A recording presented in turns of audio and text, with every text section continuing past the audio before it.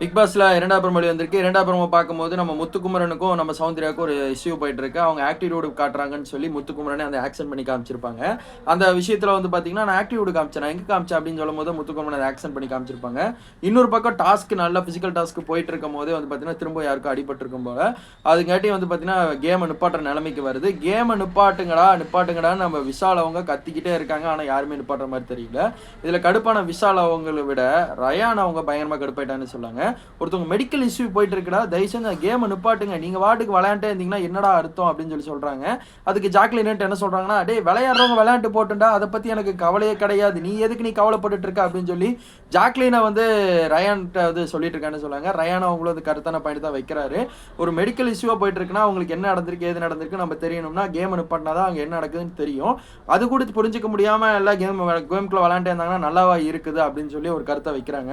இன்னொரு பக்கம் முத்துக்குமரன் என்ன சொல்றாங்கன்னா, ஒருத்தனோட சுயநுழைவு நம்ம தெரிஞ்சுக்கணும்னா கண்டிப்பா வந்து இப்படி நம்ம விளையாட அவங்க நம்ம ஸ்டாப் பண்ணி நம்ம இருந்துக்கலாம். மித்தவங்க விளையாடுறவங்க விளையாட்டும். அவங்களோட மைண்ட் செட் எப்படி இருக்கு, அதே மாதிரி வந்து பார்த்தீங்கன்னா அவங்க சுயநினைவா இருக்காங்களா அப்படின்னு சொல்லி தெரிஞ்சுக்கலாம் அப்படின்னு சொல்லி சொல்றாங்க. எல்லாமே செல்ஃபிஷா தாங்க வீட்டுக்குள்ள இருக்காங்க.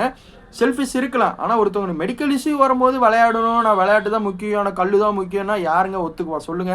இது மாதிரி பண்ணவே கூடாதுங்க. இது பிக் பாஸ்க்கு உண்டான அழகே கிடையாது. ஒரு rules and regulation Bigg Boss வீட்டுக்குள்ள குடுக்குறாங்கன்னா, அத ஃபாலோ பண்ணி விளையாடுறத ஒரு நல்ல ஒரு அழகுன்னே சொல்லாங்க.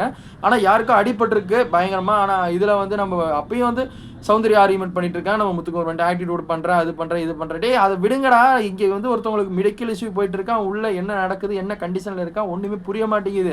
அத நிப்பாட்டி நீங்க விளையாடுறது நிப்பாட்டுங்கடான்னா, நான் விளையாடுறதான் கரெக்ட், நீ விளையாடுறதான் கரெக்ட், என் கல்ல எடுத்துட்டு போயிட்டா என்ன பண்றது, அவன் தூக்கிட்டு போயிட்டா என்ன பண்றது, இதெல்லாம் ஒரு விஷயமாங்க. எனக்கு ஒண்ணுமே புரிய மாட்டேங்குது. பிக் பாஸே டாஸ்க் நிப்பாட்டிட்டாரு. நீங்க ராணுவுக்கு எப்படி அடிப்பட்டங்காட்டி உடனே நிப்பாட்டினாரு, அதே மாதிரி நிப்பாட்டிட்டாரு. இவங்க ஆர்கியூமென்ட் தான் பண்ணிட்டு இருக்காங்க. முத்துக்குமரன் ஒரே பாயிண்டா வைக்கிறாரு. நீங்க வந்து சுயநலவா யார் யார் விளையாடுறாங்க, யார் யார் வந்து செல்ஃபிஷா இருக்காங்க எல்லாமே தெரிஞ்சுக்கலாம். விளையாடுறவங்க விளையாட்டு போட்டும். அவங்க பாட்டுக்கு என்னமோ பண்ணிட்டு போட்டும். நம்ம எப்பவும் போல நம்ம பேசாம இருக்கலாம். அவங்களுக்கு ரெடி ஆகி வந்ததுக்கப்புறம் நம்ம டாஸ்க் பிக் பாஸ் ஸ்டார்ட் பண்ணுவார்ல, அப்போ விளையாட ஆரம்பிச்சுக்கலாம் அப்படின்னு சொல்லி முத்துக்குமரன் பாயிண்ட்டை கரெக்டாக சொல்லிட்டாருன்னு சொன்னாங்க. டாஸ்க் எதை நோக்கி போயிட்டு இருக்குன்னு ஒன்றும் புரிய மாட்டேங்குது. ஆனால் விஷால் அவங்களோட கேப்டன்சி சூப்பருங்க, உண்மையிலே வேற லெவல் பண்ணுறாருன்னு சொல்லலாம். ஜாக்லின் அங்கங்கே வந்து குரல் கொடுக்குறாங்க. அவங்களோட பாயிண்ட் வந்து நல்லா தான் இருக்குன்னே சொல்லாங்க.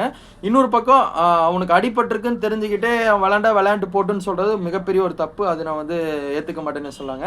இன்னொரு பக்கம் முத்துக்குமரன் ஒரு பாயிண்டை வச்சுட்டாரு. விளையாடுறவங்க விளையாண்டு போட்டு அவங்களோட சூழ்நிலையை வந்து நம்ம தெரிஞ்சுக்கலாம் அப்படின்னு சொல்லி செல்ஃபிஷ் விஷயத்தை வந்து கரெக்டாக எடுத்து வச்சுட்டானே சொல்லாங்க. ஏன்னா ரொம்பவே வந்து எல்லாமே செல்ஃபிஷாக தான் விளையாண்டுருக்காங்க.